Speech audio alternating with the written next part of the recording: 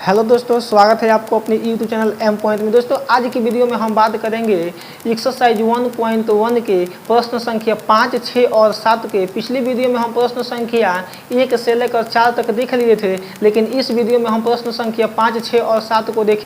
जैसा कि आप लोगों को यह स्पष्ट रूप से दिखाई दे रहा होगा, यहाँ पर लिखा हुआ है प्रश्नावली एक्सरसाइज 1.1 और प्रश्न संख्या 5 दिया हुआ है कि जांच कीजिए कि क्या किसी प्राकृतिक संख्या n के लिए संख्या 6 के पावर n अंक 0 पर समाप्त हो सकती है। तो आइए देखते हैं कि इसको हम कैसे सॉल्व करेंगे। लिखेंगे प्रश्न से गिवन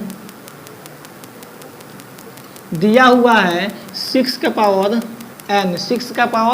n, और जो अब यहाँ पर 6 दिया हुआ है इसको हम अभाज्य गुणनखंड के रूप में तोड़ेंगे। तो जब 6 को अभाज्य गुणनखंड के रूप में तोड़ेंगे तो 2 गुणे 3 का पावर n हो गया। 2 गुणे 3 का पावर n दिया हुआ है तो इसको हम लिख देंगे 2 के पावर n और गुणे 3 का पावर n। ठीक है, अब आया हुआ है 2 का पावर n और 3 का पावर n। अब इसमें यह दिखाई दे रहा है 6 को 2 विभाजित करेगा और 6 को 3 विभाजित करेगा। इसके अलावा कोई भी संख्या 6 को विभाजित नहीं करेगा। तो यहाँ हम लिखेंगे चूंकि किसी भी संख्या का इकाई अंक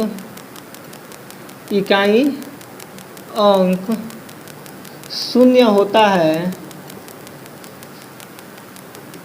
होता है यदि वह 2 और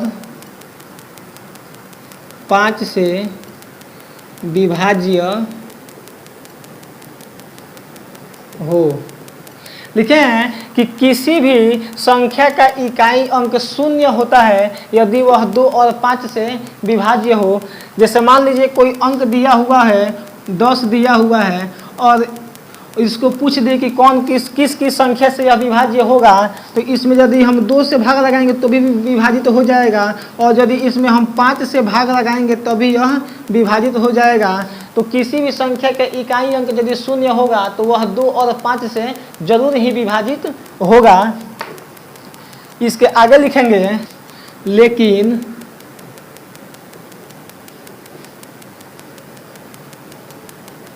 इसमें केवल 2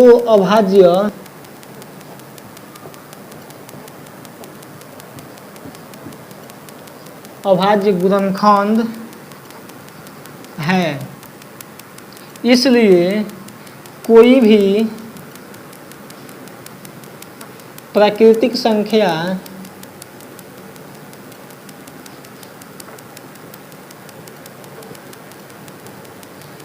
ऐसी नहीं है जिसके लिए 6 का पावर n अंक 0 पर समाप्त हो। यह प्रूव हो गया। अब 6 नंबर सवाल हम लोग के सामने दिया हुआ है कि व्याख्या कीजिए कि 7 गुणे 11 गुणे 13 प्लस 13 और 7 गुणे 6 गुणे 5 गुणे 4 गुणे 3 गुणे 2 गुणे 1 प्लस 5 भाज्य संख्या क्यों है। तो आइए इसको हम देखते हैं। लिखेंगे सॉल्यूशन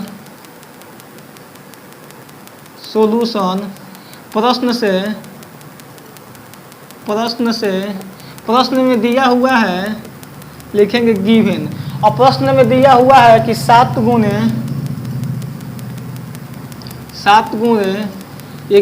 11 गुणे 13 प्लस 13। तो यदि हम इसमें से जब हम 13 को उभयनिष्ठ मानेंगे तो यह हो जाएगा 7 गुणे 11 गुणे 1 प्लस 1। जब इसमें से 13 को हम कॉमन लिए हैं तो 13 को तो कॉमन में चला गया और 7 गुणे 11 गुणे 1 प्लस 1। अब हम लिखेंगे कि चूंकि यहाँ 13 इसका एक गुणनखंड है, एक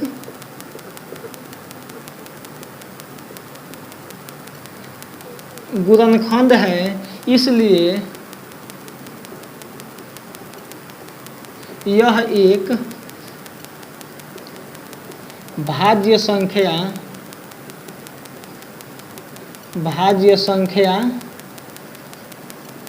है, भाज्य संख्या है। अब लिखेंगे हम अगेन, फिर देखेंगे अगेन, क्योंकि सवाल में 2 दिया हुआ है कि 7 गुणे 6 गुणे, तो इसको भी देखेंगे। तो अगेन, इसका अगेन का हिंदी होता है पुनः।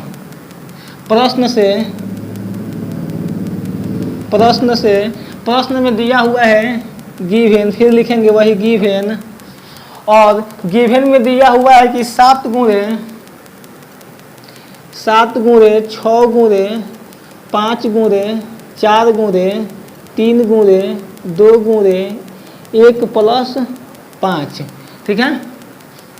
अब हम इसमें 13 उभयनिष्ठ लिए हैं और इसमें से अब हम 5 उभयनिष्ठ लेंगे। तो जब 5 को हम जब कॉमन लेंगे, 5 को जब हम इसमें से कॉमन लेंगे तो 7 गुणे 6 गुणे 1 गुणे 4 गुणे 3 गुणे 2 गुणे 1 प्लस 1 इस रूप में आ जाएगा। तो अब हम फिर लिखेंगे कि चूंकि यहाँ 5 इसका एक गुणनखंड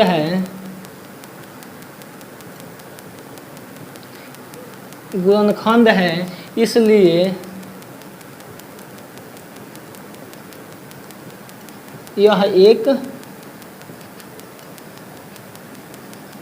भाज्य संख्या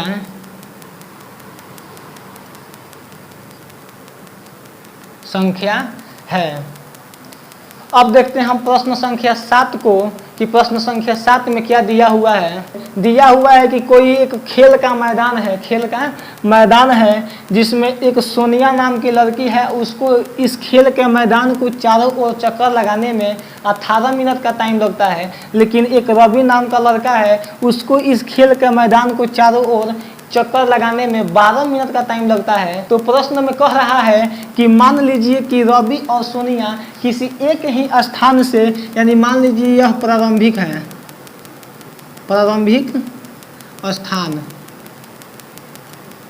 स्थान यहाँ पर दिया हुआ है। प्रारंभिक स्थान से, एक ही प्रारंभिक स्थान से चलना प्रारंभ करते हैं, तो वे दोनों सोनिया और रवि कितने देर बाद वह अपने प्रारंभिक स्थान पर आ जाएंगे। तो आइए हम इसको सॉल्व करते हैं। सबसे पहले हम लिखेंगे सोनिया और रवि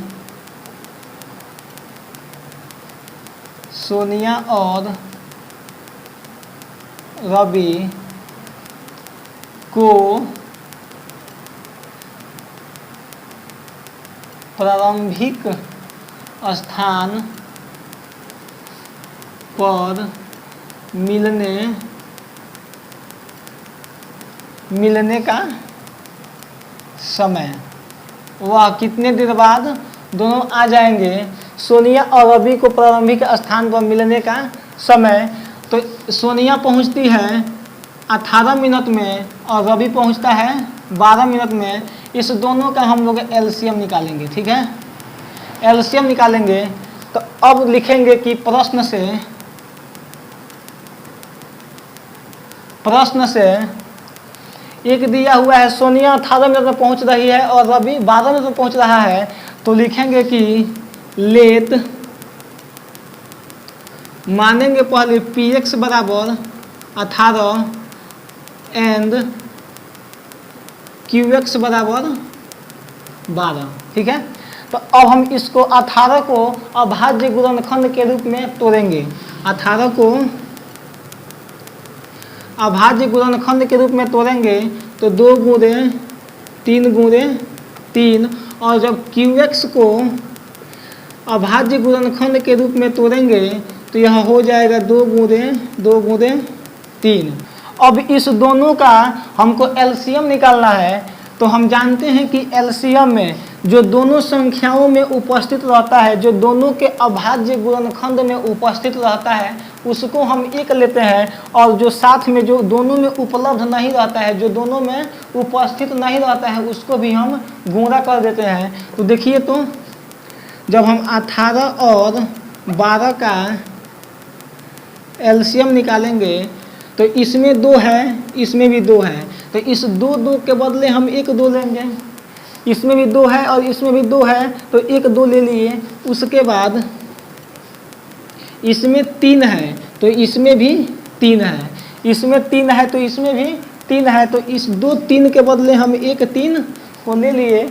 अब देखिए कि जब ए वाला संख्या हो गया और ए वाला हो गया, फिर ए वाला हो गया और ए वाला हो गया, तो इसके बाद कौन कौन सा संख्या बच गया है, तो बचा हुआ है 2 और 3, तो साथ में इसको भी हम इसमें गुणा कर देते हैं, क्योंकि जब एलसीएम निकाला जाता है तो जो दोनों संख्याओं के अभाज्य गुणनखंड में जो संख्या उपस्थित रहती है उसको तो हम लिख देते हैं, लेकिन साथ में जो संख्या दोनों संख्याओं में विद्यमान नहीं होती है उसको भी गुणा कर देते हैं। तो अब इस 18 और 12 का जब एलसीएम निकालेंगे तो इसको गुणा कर देंगे, तो 2 तिहाई 6 और 6 दूना 12 और 12 तिहाई 36 मिनट 36 मिनट। अब हम लिखेंगे कि चूंकि सोनिया और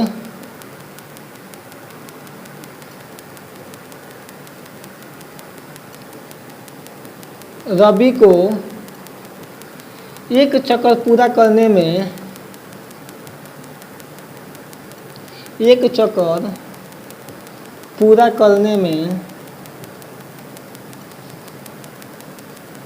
36 मिनट का समय लगेगा। अब मिलते हैं अगले वीडियो में, तब तक के लिए बाय। और यदि यह वीडियो पसंद आए तो लाइक शेयर और कमेंट कीजिएगा, और हमारे साथ जुड़े रहने के लिए चैनल को सब्सक्राइब कर बेल आइकन को प्रेस कर लीजिएगा, ताकि कोई भी वीडियो अपलोड करो तो सबसे पहले नोटिफिकेशन आपको मिले। और यदि आप हमारे चैनल पर पहली बार आए हैं तो इस चैनल को अवश्य ही सब्सक्राइब कर लीजिएगा।